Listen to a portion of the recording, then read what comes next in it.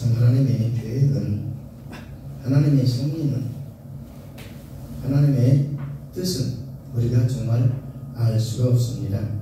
한 치 앞도 내다볼 수 없는 우리의 인생들. 그런데 우리는 그 한 치 앞을 내다보는 줄 알고 착각하고 있다 이 말입니다.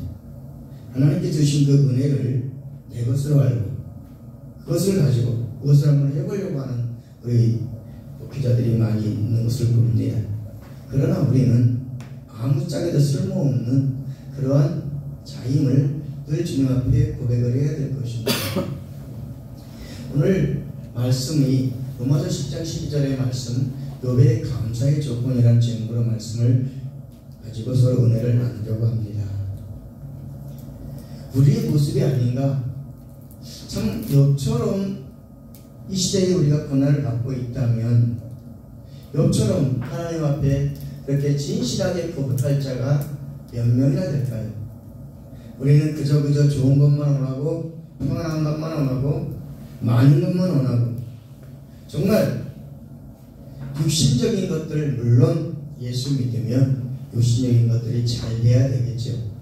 그 잘되는 것을 가지고, 잘되는 게 문제가 아니라 잘된 것을 가지고 어떻게 사용하고 그 잘된 것을 가지고 무엇을 할 것인가에 목적을 두어야 할 것입니다. 그런데 그 목적이 하나님이 부어주신 물질이라면, 하나님이 주신 복이라면 그 하나님의 영광을 위해서 사용해야 마땅합니다. 그러나 지금 이 시대에 많은 주님의 종들, 정말 우리 이 미자립 교회 목사님들이 정말 저는 그렇게 한번 생각해 봅니다. 미자립 교회 목사님들 때문에 이 나라가 지금 지켜지고 있다. 미자립 교회 목사님들이 하시는 것이 무엇입니까? 그저 성전에 모여서 성전에 있어서 늘 기도하는 것, 찬양하는 것, 예배하는 것, 여기에 전혀 힘쓰고 있지 않습니다. 많은 큰 교회들은 여러 가지 그런 프로그램에 의해서 일주일 내내 그 건물에 많은 성도들이 왔다 갔다 합니다. 그 많은 성도들이 있음에도 불구하고 이 나라는 어렵습니다. 왜일까요? 하나님이 복을 주신 그 복을 가지고 자신들의 복인 것이냐, 자신들의 어떤 노력으로 어떤 것을 이룬 것처럼 착각하고 있기 때문이란 말입니다. 자기 것인 줄 안다는 사실이죠. 이 욥의 이 욥기서를 보면 그 모습이 우리의 모습과 전혀 반대되는 모습을 볼 수 있습니다. 우리는 조금만 힘들고 어려우면 하나님 왜 이러십니까? 어찌하여 나에게 이런 시련을 주십니까? 라고 불평들을 하고 하나님 앞에 그런 기도를 합니다. 조금의 어려움이 오면 금식하고 처리하고, 그 뜻이 무엇인지, 정말 이 욥처럼 이런 사람이 어디 있겠습니까? 천하의 성경에 기록된 이름 외에 이 땅에 사는 많은 성인들이 있고 많은 그 돌을 닦는 자들이 있다 한다 하지만, 자기들에게 이런 고통이 오면 아마 한 90%는 다 버리고 도망가고 말 것입니다. 우리는 정말 고백을 해야 될 것입니다. 제가 간증을 잘 안 하는데 오늘은 간증을 제가 태어나서부터 지금까지 해온 일들을 가지고 간증을 좀 하려고 합니다. 욥의 이 감사의 조건은 생명과 은혜를 주신 것, 그리고 생명과 은혜를 저와 여러분에게 주셨습니다. 그리고 권고하심으로 내 영을 지키셨나이다. 이 영을 지키는 것이 중요하다는 사실입니다. 생명과 은혜를 내게 주신 것, 그것은 내 영을 지키라는 것이죠. 내 영을 내가 지킬 수 있습니까? 아니요. 어떤 어려움과 상황 속에서 가장 먼저 생각해야 할 것은, 저는 늘 이렇게 말씀드립니다. 구원은 영혼의 구원이라, 육적인 구원이 아니라 이 말입니다. 그런데 우리는 육적인 구원을 받기를 원해요. 육적인 구원을 받았다면 성경에 나오는 모든 자들은 무엇을 위해 살았습니까? 우리 초대교회 그 사도들은 무엇을 하고 살았습니까? 오직 예수를 주 그리스도로 가르치는 그 일에 힘쓰고 애썼다고 합니다. 모여서 그 일을 했다고 합니다. 그런데 우리는 어떤가 이 말입니다. 저는 1959년 9월 23일에 전남 진도 활봉리에서 태어나게 됩니다. 정말 저는 어릴 적 그런 추억들이 없어요. 많은 사람들은 어릴 때 이렇고 저렇고 이런 일 저런 일 많았다고 얘기하는데 저는 돌이켜보면 어떤 추억도 없습니다. 돌이켜보면 뭐 잘 살아온 곳이 없는 것 같아요. 어릴 적에 제가 그 문씨 집안 23대손의 장남의 장손으로 태어났습니다. 장손으로 태어났기에 그 모든 것들이 정말 옛날로 하자면 나같이 복받은 자가 어디 있겠습니까? 장손이면요 그 동네에서도 날 함부로 못하는 그런 위치에 있는 사람입니다. 그러니 우리 할아버지 할머니가 얼마나 귀하게 여기셨겠습니까? 아들이 났습니다. 장손이 태어났어요. 근데 그 장손이 3년이 다 되도록 사는 것을 못하게 됐다 이 말이에요. 머리는 커가지고 3년이 다 되도록 목을 이기지를 못했대요. 그러니까 아버지가 저를 낳으시고 이제 군대에 가신 거예요. 군대 가셨다가 한 3년 만에 와보니까 이놈의 자식이 사는 것을 못할 것 같았나 봐요. 지금은 안 그렇지만 그때 그 생각은 저는 그랬습니다. 이놈 새끼가 사람도 안 될 것 같으니까 정이 떨어진 것 같아요. 제가 생각하는 것은 아버지는 그러지 않으셨겠지만 저는 그렇게 생각을 했습니다. 왜 크고 나서. 왜냐하면 우리 동생이 지금 셋이나 있는데 그 아이들은 아버지 앞에서 온갖 죄로 다 떠옵니다. 무슨 말을 해도 다 허용이 돼요. 근데 제가 결정적인 그 4학년 때까지 정말 꿈도 있었고 정말 공부도 잘했습니다. 제 자랑은 아니지만 4학년까지 정말 공부도 잘하고 열심히 하려고 했었어요. 근데 4학년 이후에 내 삶은 완전히 바뀌어져 버렸습니다.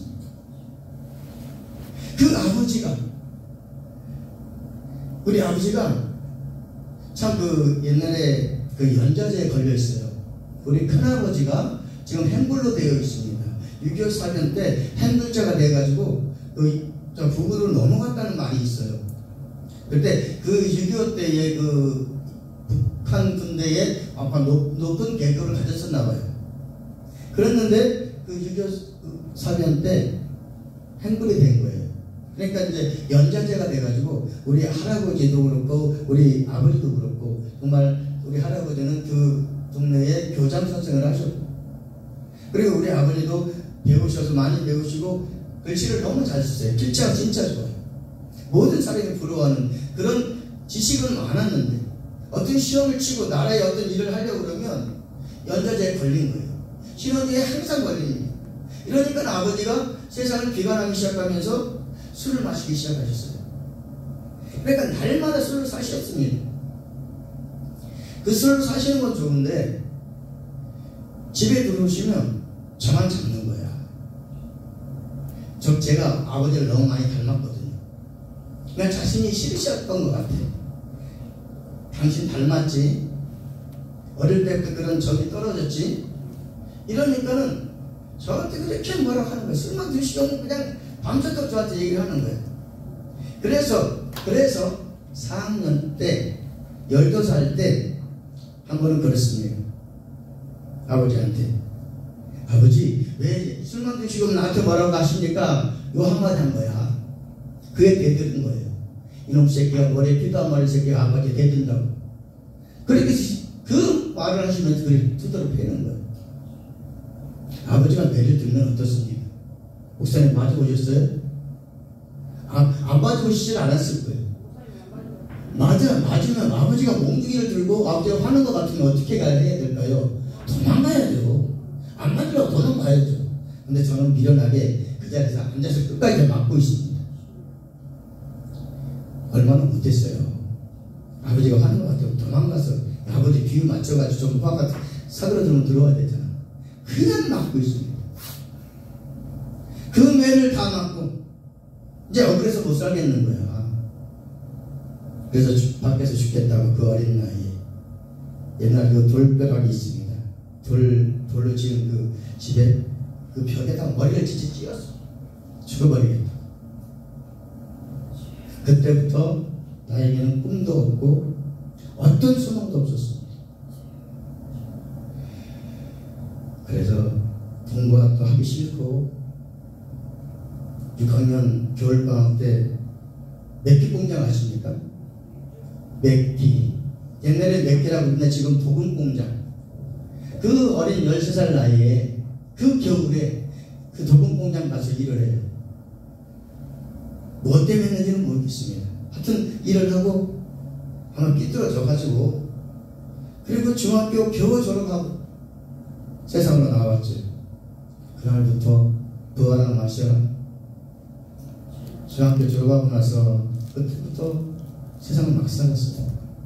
오늘 살다가 오늘 죽으면 그만이다. 이렇게 사니 사람이 어떤 모습이 되겠습니까?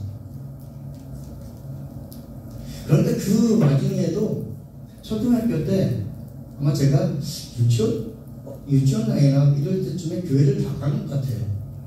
참고로 우리 아버지, 작은아버지 두 분이 지금 목사님으로 일을 하셨어요. 두 분이 목사님이었고 어머니도 교회 열심히 다니셨고 이렇게 다녔는데 저는 4학년 때 그런 마음이 드니까 교회는 어머니가 가라고 하니까 가기는 가요.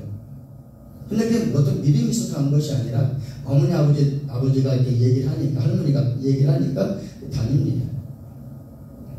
그러나 내게는 어떤 신앙도 없었어요.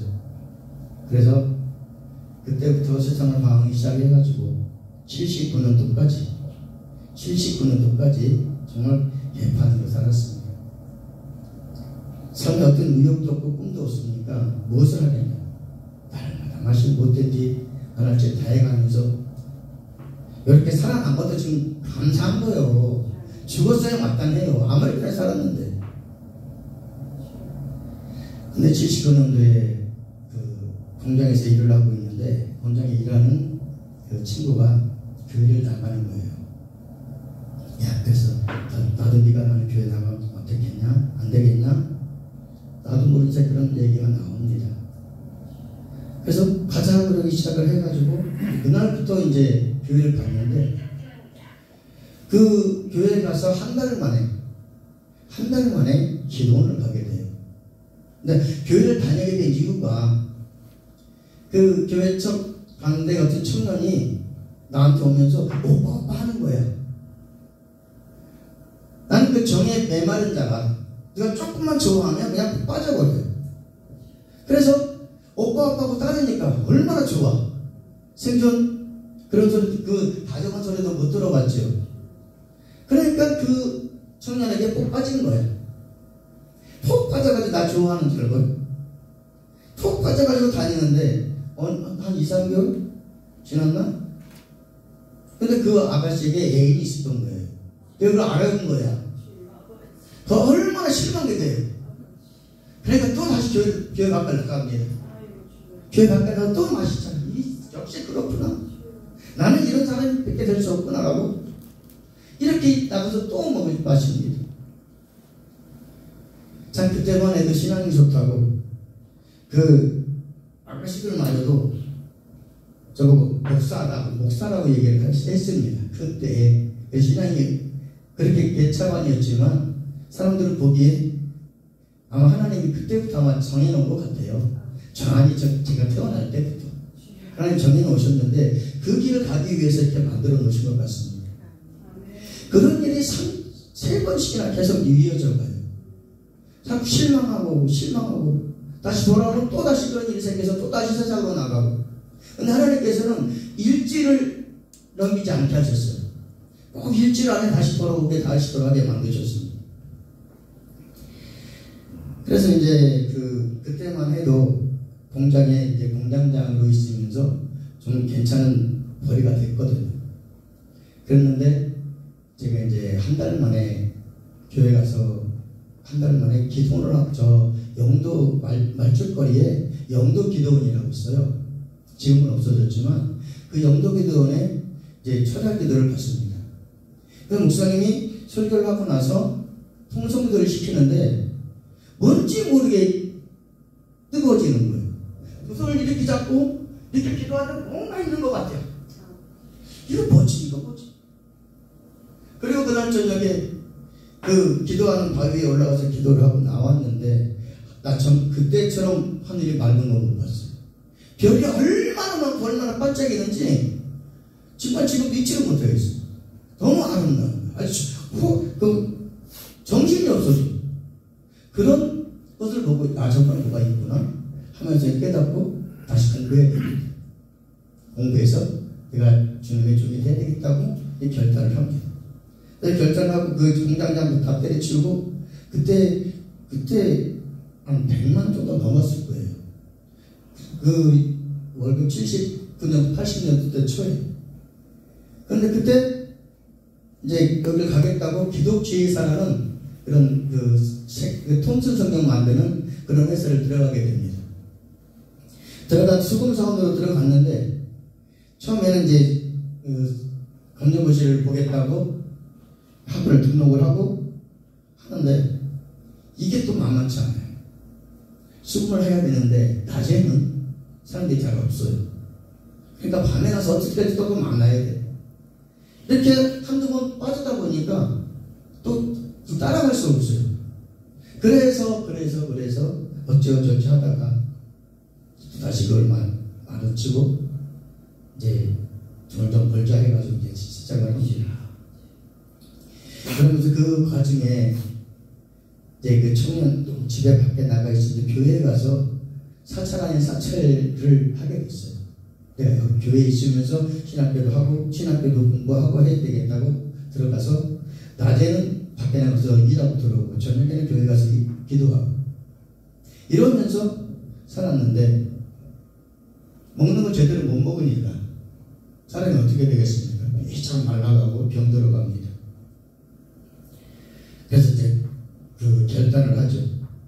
그때 그 부흥회가 많았었는데 부흥이 어떤 강사님이 오셔서 저 두메산불에 있는 어떤 사람을 불러가지고 하나님 쓰셨다. 이 말이 내 귀에 들어온 거예요. 그리고 나서 이제 많은 그 부흥 강사들을 통해서 많은 그 말씀을 듣습니다. 듣는 중에 어떤 사람도 하나님을 만나기 위해서 머리 싹 깎고 술 한 병 가지고 올라갔다 이러는 거예요. 그래서 나도 술을 한 병 사가지고 머리를 훌딱 깎고 산속으로 들어간대요.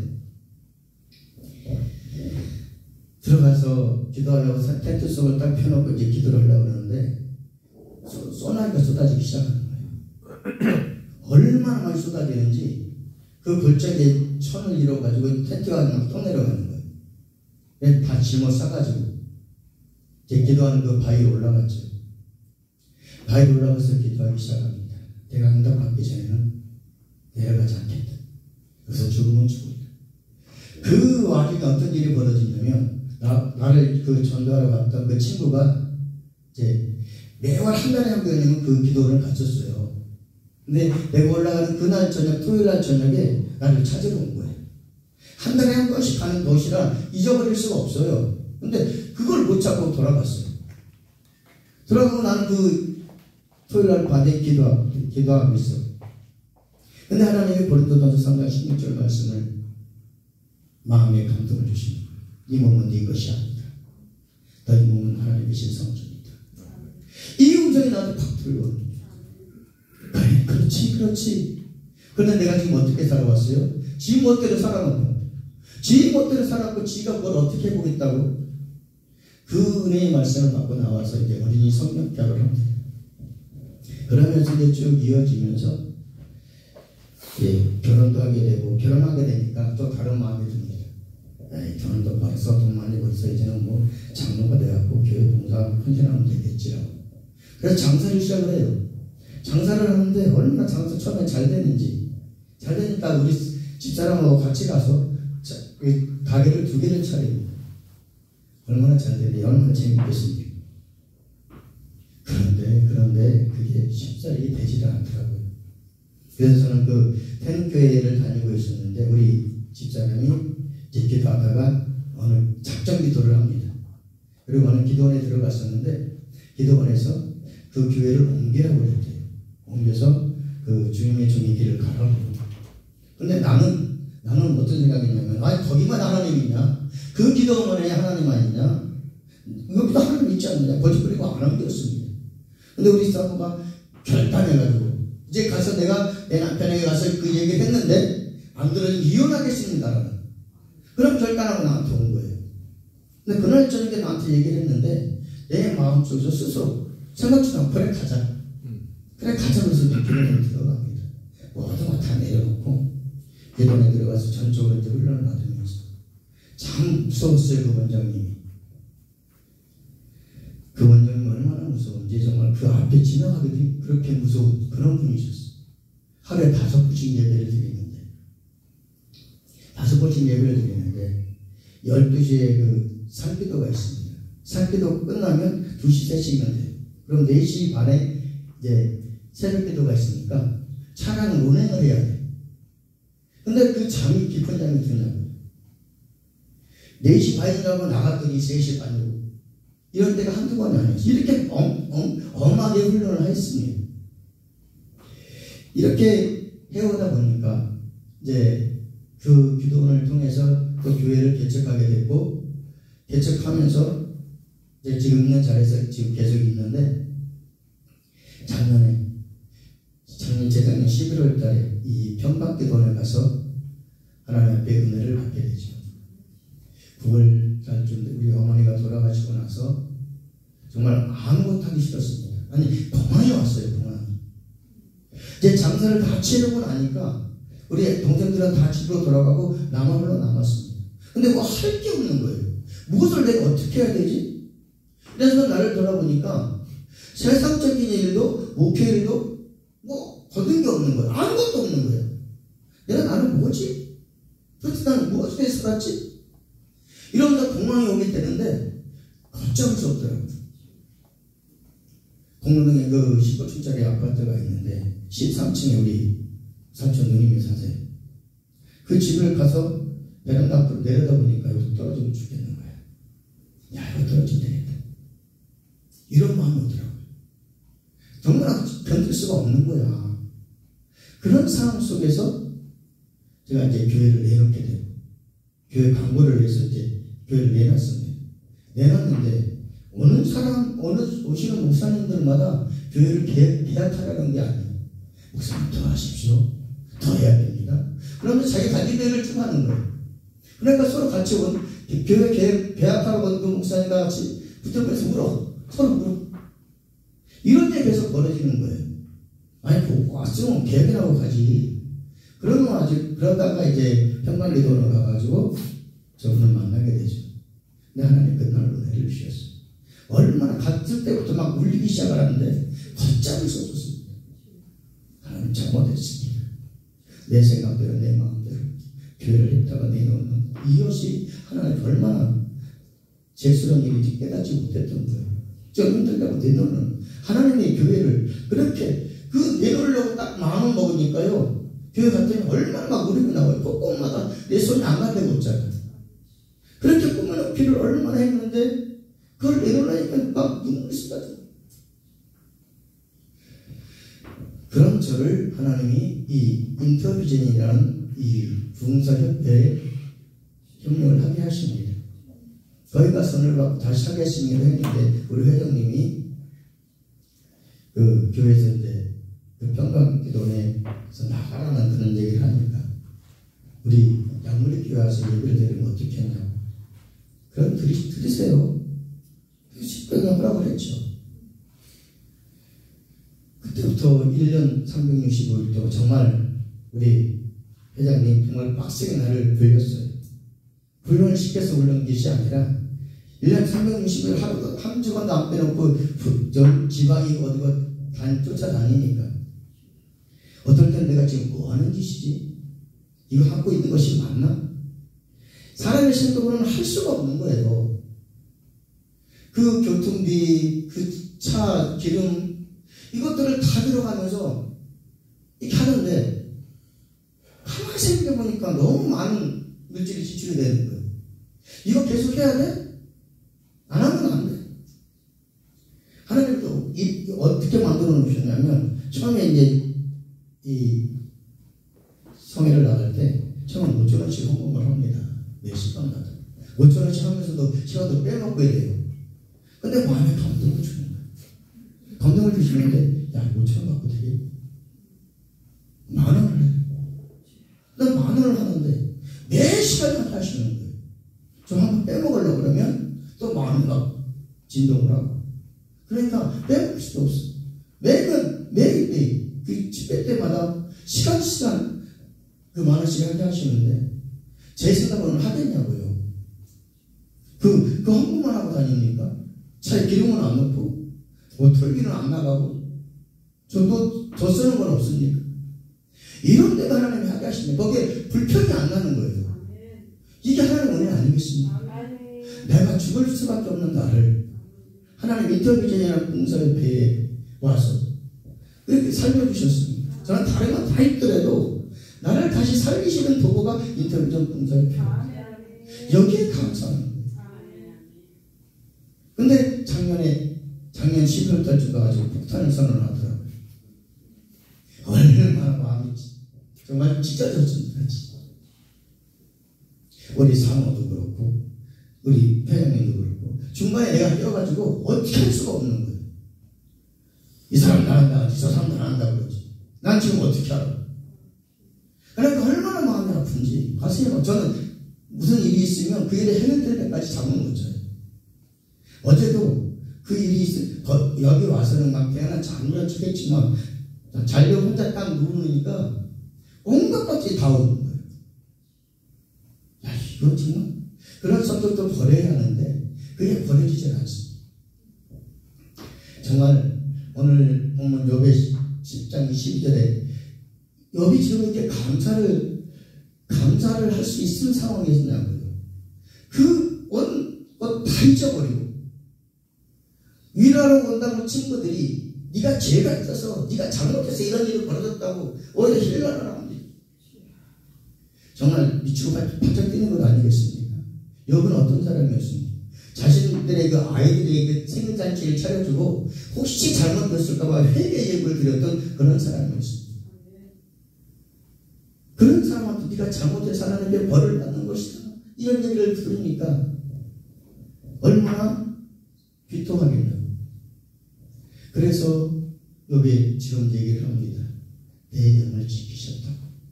생명과 은혜를 주셨다. 지금 은혜가 뭔 겁니까? 다 망가뜨려 놨어요. 우리 인간적으로 볼 때는, 육적으로 볼 때는 완전히 다 망가져 버린 겁니다. 완전히 거짓돼 버린 거예요. 그런데도 불구하고 욥은 하나님께 영광을 돌립니다. 우리의 삶이 하나님께 영광을 올려드리는 그런 삶이 되어야 되지 않겠습니까? 정말 우리 성청정님이 작년에 여기 우리가 이걸 업데이트하기 전에 신기루 인생이라는 그런 찬양을 있냐고 물어보실 때부터 근데 신기루 인생이 무엇입니까? 정말 우리가 그 찬양처럼 그렇게 살아오지 않았습니다. 무엇인가 될 줄 알고 내가 열심을 가졌고 열심히 해왔습니다. 그러나 나의 나됨을 깨닫고 나니까 다 내려놓게 되더라고요. 나는 아무것도 할 수 없습니다. 우리 사도 바울 선생님이 하신 얘기 한번 보십시오. 정말 다 가졌지 않았습니다. 그 다 가진 것을 밤의 세계에서 예수 그리스도를 만나지 않았다면 그렇게 버릴 수 있겠습니까? 주님을 온전히 만나니까 자기가 가지고 있는 세상이 그렇게 원했던 부귀영화 여기까지 다 내놓고 그것을 뭘로 여깁니까? 배설물로 여겨버리고 나는 하는 법이 무엇입니까? 나는 죄인 중에 괴수로다. 나는 날마다 죽노라. 이 신앙법이 우리에게 있어야 될 줄을 믿습니다. 조금 잘 되면 하나님 감사하고 난리를 치면 조금 안 들면 그냥 투정하고 불평한 우리들의 이 모습을 내려놔야 할 것입니다. 우리를 그렇게 만드시려고 하나님 이끌어 가시는 거예요. 목사가 된 훈련이 끝납니까? 하면 더 큰 훈련들이 있지 않습니까? 정말 저 영원한 나라에 갈 때까지 하나님 훈련 시켜가고 가실 것입니다. 내게 있는 것들을 다 내려놓기 전까지는 다 훈련시키신다는 말입니다. 욥을 여백이 우리에게 보여주는 것이 무엇이냐고요. 네가 할 수 있는 것이 무엇이었느냐. 내가 하는 일대로 바라봐라. 그 일들, 내가 이루는 일들 중에서 네가 할 수 있는 것들이 있다면 아무 없습니다. 정말 우리는 솔직하게 하나님 앞에 내려놓고 모든 것에 감사해야 될 것입니다. 감사할 때 하나님은 다 이루어 가신다. 모든 것을 완벽하게 손으로 이루신다. 저는 나를 살리신 인테리어 목사 프로젝트 나를 살리신 하나님께서 반드시 일을 하실 것이라고 믿습니다. 이 베델교회에 하나님이 역사하실 것입니다. 어떻게 할 때 우리 회장님과 상관총장님 한마음 되어집니다. 이것저것 보면은 뭐 그렇게 어떨 때 보면 정말 배우기 싫을 때도 있어요. 우리 회장님 정말 다 듣겠습니다. 다 좋아서 제가 따라가겠습니다. 아니란 말입니다. 그만큼 저에게도 그런 보기 싫은 것들이 있을 것이라는 말입니다. 근데 서로 그것을 감싸주면서 갈 때 우리가 주님 앞에서 얼마나 잘났습니까? 잘난 건 뭐 있습니까? 근데 나는 하나님 이렇게 하잖아요. 저렇게 하잖아요. 이것 가지고 의시되고 나타날 때 얼마나 많냐 이 말입니다. 정말 우리는 하나님 앞에 지난 1년 동안 여지껏 살아오면서 하나님 앞에 어떤 고백들을 하고 있습니까? 여지껏 살아온 것이 하나님의 축복이었다고 믿습니까? 아멘? 여지껏 살아온 것이 하나님의 축복이었다니까요. 비록 가진 것이 좀 없고 좀 몸은 좀 안 좋을지라도 하나님이 이날까지 나를 살려주시다는 이것이 얼마나 축복이냐고요. 여기에 감사가 많이 나올 수 없지 않습니다. 그런데 불평가가 되면 불평은 정말 한이 없습니다. 사실 육신적으로 본다면 우리가 무답게 있습니까? 그러나 하나님은 우리의 영, 오늘 내 영을 지키셨나이다. 이 영을 지키시기 위해서 그 좋은 보좌를 버리시고 이 땅에 오셔서 우리를 위해서 죽어주시지 않습니까? 육신을 위한 것 아니었습니다. 영혼을 위한 것이었습니다. 영혼을 구원하기 위해서 우리 주님은 우리를 위해서 다 내려오셨습니다. 우리 하나님 앞에 감사만 하십시다. 정말 신기일진처럼 꽃이 피어날 것입니다. 꽃이 피어난다는 것은 열매를 맺을 수 있다는 것입니다. 그 열매가 2024년은 맺혀질 것입니다. 그 맺혀진 열매를 가지고 하나님 앞에 영광 올려드려야죠. 정말 올해 작년 연말에 정말 하나님 앞에 너무 죄송스러웠습니다. 뭐 열매 하나도 없죠. 아무 거두는 것도 없죠. 정말 하나님 앞에 그 연말을 맞으면서 정말 제가 무엇 때문에 살았습니다. 하나님 나를 살리셨는데 나는 하나님 앞에 무엇을 해드렸습니까? 정말 너무 죄송스럽다. 2020년도 아무 계획을 세우지 못했습니다. 하나님 뜻대로 하옵소서. 많은 사람들이 계획을 세우고 그 계획을 이루려고 하는데 뭐 세울 계획들이 없었습니다. 하나님 뜻하신 대로 가겠습니다. 말씀하신 대로 가겠습니다. 그 기도변이 없었습니다. 이제 하나님께서 인테리어 봉사협회를 통해서 우리 베델교회를 통해서 영광을 받으실 것입니다. 그 영광 받으실 일이 있으실 것입니다. 우리가 잘 사는 것이 영광 돌려드리는 것이 아니라 하나님의 이름을 높이는 일이에요. 하나님을 전하는 일이 하나님의 영광 돌려드리는 일이 아니겠습니까? 거기에 매진하십시오. 서로서로의 그 부족함을 채워주시고 서로서로 손을 붙잡고 한마음 한뜻해서 한 말을 하면서 가야 돼요. 왜 불평스러운 일이 없겠냐고요. 왜 어려운 일이 없겠습니까? 그러나 그 어려운 일이 올 때마다 서로 다독거려주고 서로 위로해주고 감사를 하십시오. 이래도 네가 감사할 수 있느냐? 이래도 감사할 수 있느냐? 욥의 고난을 생각하십시오. 욥처럼 그런 고난 받은 자도 없을 것입니다. 정말 하나님 앞에 감사만 하십시다. 이스라엘 백성들은 늘 불평과 원망 속에 살지 않았습니까? 그래서 결국은 40년 동안 광야에서 다 죽어갔습니다. 그 중에 살아남은 자 여호수아와 갈렙, 1세대 그 애굽에서 나온 여호수아와 갈렙만 살아남지 않습니다. 불평 원망 버리시고 하나님이 원하시는 길을 따라 순종하시기를 바랍니다. 저와 여러분 그런 사람들이 되셔서 하나님께서 원하시는 그런 길을 가시기를 바랍니다. 정말 여지껏 주어주신 복을 한번 생각해 보십시다. 내게 어떤 복이 주어졌는가? 그 복이라는 것은 감사할 때 와주는 겁니다. 사소한 것도 불평하면 그것이 감사가 되지 않지만 조그만 거에다 감사하면 그 감사의 꼬리를 물고 더 많은 일들이 이루어질 것입니다.